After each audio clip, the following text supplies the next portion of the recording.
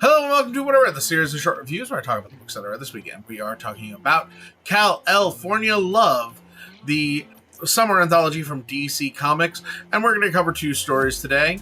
And we are talking about Before Sunrise, written by Joshua Hale Flakov, and art by Bruno Abdias, colors by Enrica Erin Angelini, and letter by Josh Reed.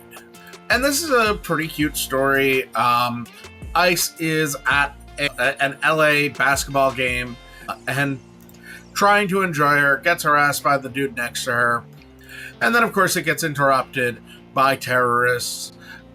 So Power Girl, so she starts fighting the terrorists. Power Girl jumps in and takes out some of the others.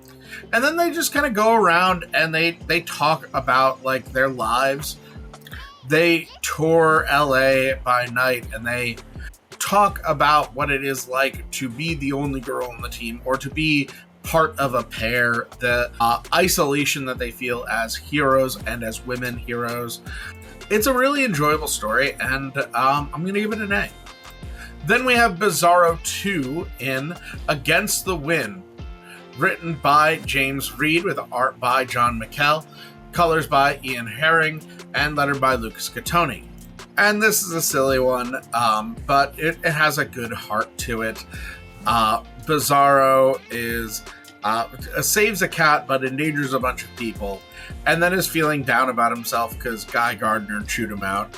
And he finds out that they're casting for the new Superman movie, and so he goes to Hollywood to try and figure it out, get cast as Superman, to at least pretend to be Superman.